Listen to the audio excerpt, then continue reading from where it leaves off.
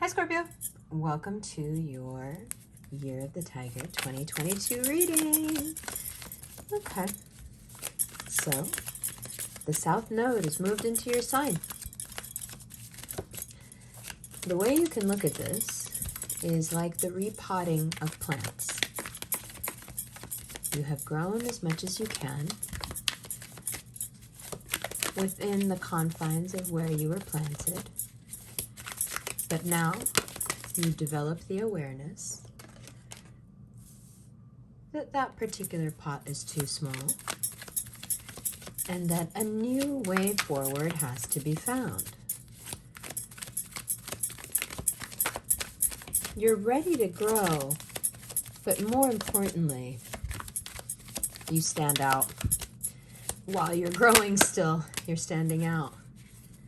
People can sense that something has happened. A new direction has been found. A new inspiration. And once again, expansion is on your mind. Makes sense. Jupiter has moved into your sister sign, Pisces. Now, the thing about standing out, says the King of Swords, it can be a little bit much.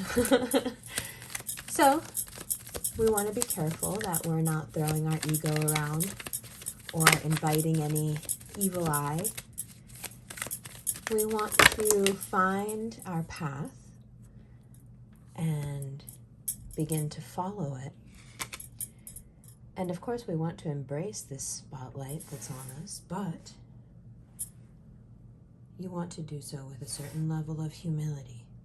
Why? Well, because one of the most important things that you do in this repotting period is that you grow your network. Your connections grow. And through those connections, you're able to achieve really remarkable gains. The thing about fostering connections is that we want to keep a pretty even keel when it comes to the ego, how we feel about ourselves, in relation to other people. Okay? Now, let's move forward to that Ten of Wands. One of the things that the Ten of Wands implies is finding a new direction. A direction that perhaps suits you better. For some of you, that new direction is that extension of forgiveness of self, that journey you started a few years ago. And for a large part of you, that journey of forgiveness of self culminates now this year in either having a baby, adopting a baby, getting a pet. There is some level of self-acceptance that you are able to reach this year that gives you back faith in elements within yourself that perhaps you thought you were lacking or even damaged.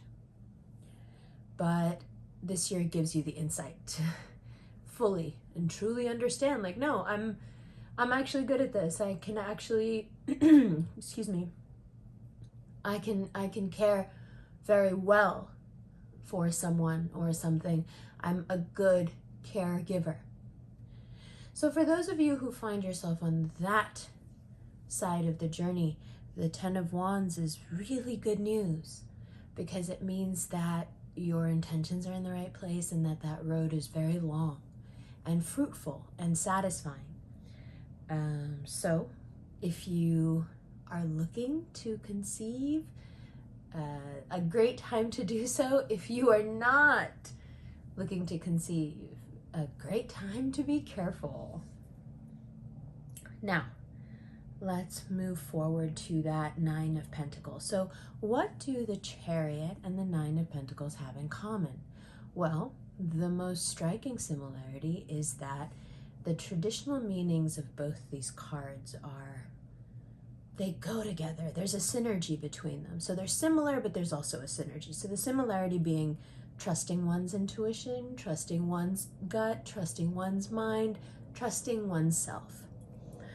That's the similarity. Now the synergy is, the Chariot says, somewhere between what you don't like and what you like about the situation, somewhere between the ideal and the least ideal, there is a middle way, and you could move forward.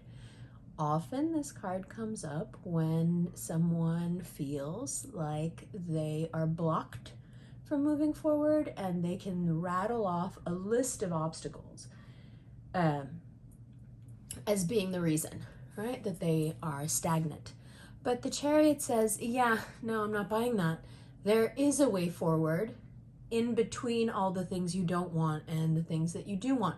So it's a card that, by its very nature, implies compromise, right? The negotiating and renegotiating of something until you can find a straight path. Now, the Nine of Pentacles, the reason there is a great synergy here is because the Nine of Pentacles says, listen, what you're going to do, you're going to do for yourself. What you're going to have to make for yourself. The way this problem or this thing gets solved is that you're going to have to do something.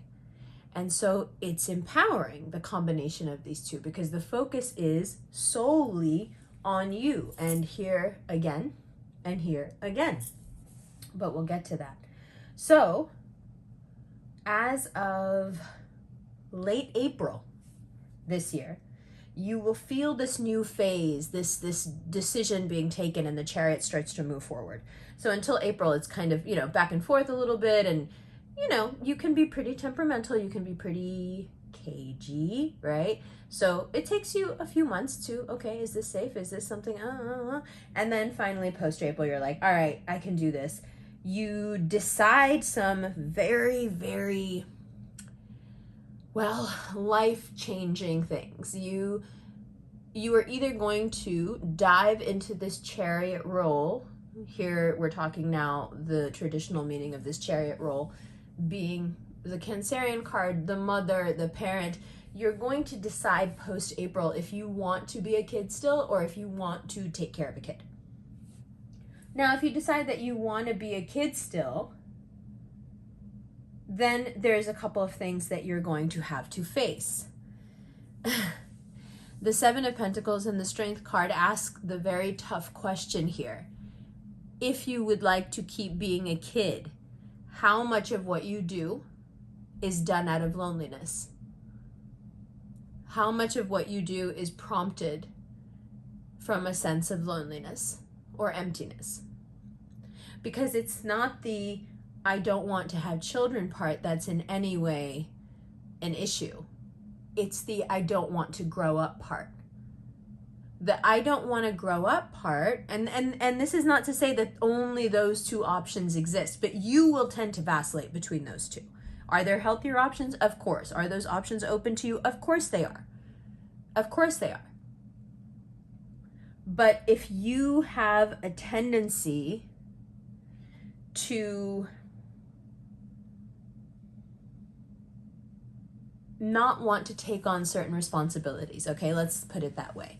If you have this kind of Peter Pan tendency, then you probably do have a certain amount of loneliness in your life, right? Because that comes with its own set of obstacles. That kind of thinking will keep you in a lot of high school scenarios way after you're out of high school. Not to say that that has anything to do with not having kids. See, that's the distinction. It's not if you don't want to have kids, you're a teenager. No, not at all. You can be totally adult and decide you just don't want to have kids. This is more your particular motivation for why. If you can be honest with yourself and say, I don't really want to have kids because I don't want to grow up, that's when you have to kind of catch that by the neck and address it. Because left unchecked, that will prompt you to make very destructive decisions, self-destructive decisions, and they'll be prompted by loneliness. Because what you do when you decide not to grow up is you encapsulate yourself. You isolate yourself from everyone around you who is moving with the flow of time, and for the most part with the flow of the maturity that comes with it. So now that you're kind of dealing with that head on, right? And having to make some decisions post-April, now is the time to really watch that tendency to go to these extreme polarities. Now is not the time to get too stuck on any one way of looking at the thing, right? You have to find a new way forward, and it's somewhere between those extremes. The Chariot's already telling you that. So when you start to swing towards those extremes, just remember what I said, okay, and kind of bring yourself back. The next thing I have written here, and let's talk about this Strength card. The next thing I have written here is don't let your pride fuck you. And it's so true, and it doesn't matter how much we talk about it, and there's no problem whatsoever in talking about it over and over again. That's okay. So you don't get tired of hearing it either. But this is a major key point for this year. This way forward requires compromise. I already told you that. Pride is going to get in the way of that every single time, and it will stunt your growth, and it will completely retard your progress. You must find a way to check that ego, especially when you start to feel this kind of spotlight of success on you. That's when the chances are very high that you'll turn everything toxic and reverse really big wins because you just can't check yourself. It's really important that you get used to and practice checking yourself. That has nothing to do with high self-esteem. Actually, well, it does in a way, but not in the way you think. It actually boosts your self-esteem, right? I'm not talking about killing your dreams or being mean to yourself or negative self-talk. I'm talking about, you feel it, you have that thing inside that buzzes when you know you're going too far. Check yourself and stop yourself. Because when you don't stop yourself, it will slap you in the face. It's that kind of year. Now let's move on to the Magician. So, you see how he has all those things on his table? The only way that you can keep track of all the wins that are coming to you this year is if you learn how to get very, very organized. Even if to you right now your business seems really small, it doesn't matter.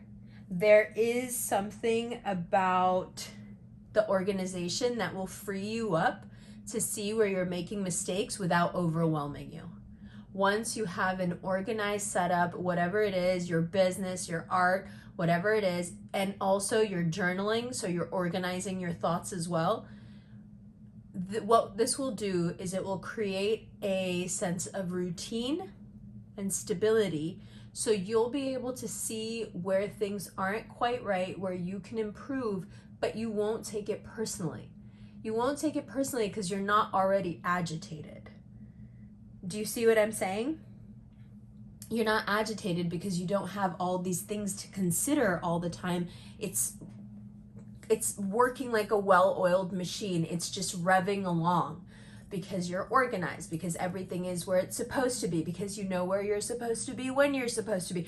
Like, as long as you can keep the material side of yourself organized, and also your journaling, you're getting all the bad feelings out, you're getting all the anger out on a day-to-day basis. Whenever things are happening, you're just kind of purging it. If you're able to organize your internal and your external, the freedom it will give you to be humble. I don't think that that's a connection maybe that you've made before, but the freedom it will give you to really exercise your humility and learn a lot about yourself and improve by leaps and bounds in a very short time. It has to do with basically your system being as calm as possible. Nothing is aggravating it, nothing is irritating it, nothing is stressing it. And that's where the organization becomes key, right? So we want to do this especially because we know that the South Node, when the South Node moves into our sign, it is a time where our mistakes are highlighted. And it can feel like everyone is out to tell us what's wrong with us and how much we suck and how we should be different and, how we should be more like this person or that person. And don't discount that one of the people that is talking the loudest is you. You can really start to beat yourself up. And sometimes you don't even know you're doing it. Sometimes you can get really fixated on hating somebody externally and never even put it together that the reason you hate them is because they are doing something that you exhibit in your personality and you hate it in yourself, and you're basically using them as like a bounce off for your self-hate, right? So all of this is what it's important. It's important to address it and well, not that you will necessarily completely do away with it, but you can become a lot more productive in how you use this energy. Okay, so when you start looking at yourself as potentially one of those people who's also in that, crowd pointing fingers and saying, oh, South Node, look at this mistake you've made. Look at this mistake you've made. Look at what's wrong with you in this way. And look at what's wrong. When you see yourself standing in that crowd and pointing fingers, that can be tough, That's also why organization is important. You can start to sort your feelings. You can start to keep really good track of what's going on with the transits. You can pretty much map out why you'll be feeling the way you'll be feeling and why you'll be somewhat on a mission to persecute yourself. You can get a handle on this energy and not let it get on top of you and not become really self-critical and just see it as an opportunity, even though on the surface it's very daunting. But if you look just a little bit underneath the surface, what you find is that having your mistakes pointed out only makes you stronger. It only makes you better. In fact, it can make you invincible if you have no ego and you just keep taking the notes and making the adjustments, right? Lexi comes to mind. Are you crying? It's a directorial note. Take it and move on. If you can develop that kind of attitude, the year will just breeze by. But you can see how your pride can't play into that. That is a game of vulnerability. To be that open, the example I just gave you is a play director talking to an actor. To act, you have to be completely and totally vulnerable. And so, in that state, you can take a directorial note, embody it, and move on. The requirement being vulnerability, and that's something that then you have to work on. And the strength card is telling you, this is a spiritual struggle. This is you coming to terms with your subconscious and wrangling control over it finally and saying, listen, this is my show, not yours. I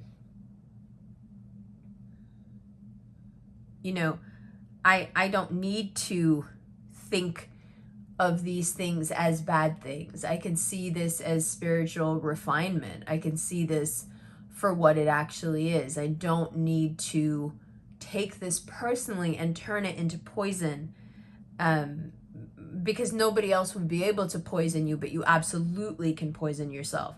So the strength card, one of the traditional meanings of the card is this kind of wrangling with one's spirituality and with the larger meaning of things.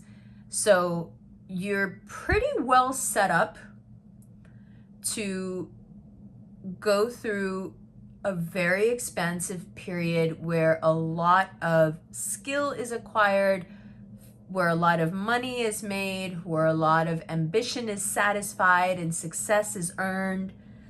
But along with that, there is this very humbling spiritual element where compromise is needed, and this kind of negotiating, renegotiating with others and developing this self-love, learning how to tame that super critical part of ourselves.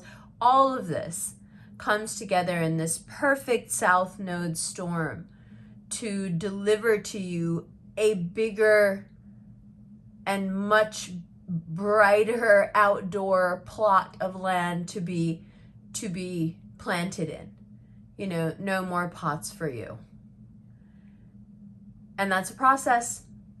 And it's a process that's going to require patience and not taking yourself too seriously and not, you know, making everything about your pride and your respect, even though that sounds, I'm sure, annoying for me to even say it like that, but I'm saying it like that on purpose. As long as you keep your priorities in check and you remember to check yourself and you stay in the spirit of compromise, there is a way forward here that is an absolute win-win in every way for you.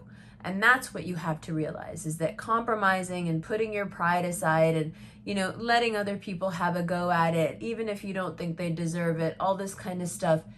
It's about understanding that being humble and having your mistakes pointed out to you is not a loss. Now, some of you may really get hung up on who is pointing out the mistakes, more so than even being upset about the mistakes.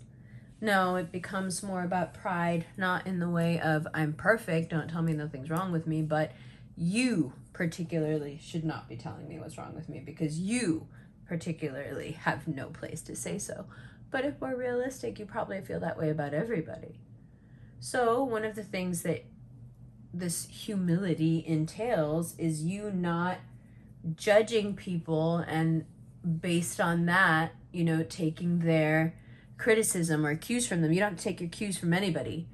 But if someone is telling you in a very kind way, look, I think this is, you know, probably something you should work on.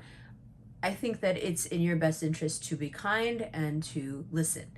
Does that mean you should listen to every single person that wants to tell you what's wrong with you? No, but you're used to dealing with that. You're used to people villainizing you for stuff. So that's not really the concern. The concern is more that these mistakes may be pointed out to you by people that you aren't necessarily comfortable with, you know, or close enough to for them to say what they're going to say. You may find it to be a bit out of turn.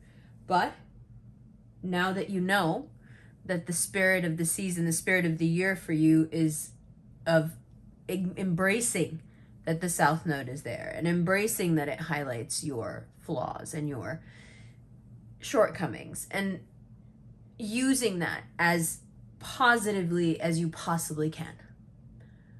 You know, just being excited about how much can be refined and how much can be changed and how much can be, let's say, improved in a way that brings you greater clarity, happiness, stability, this feeling of security within, you know, because there are really big things happening. And as long as that spiritual aspect is sound and you feel good about your decisions, you're pretty much unstoppable, mashallah. So stick to it, especially when it gets a little bit hard, especially when it feels a little insulting. Stick to it. Keep your highest good, you know, in mind. Understand that you're going through this very formative,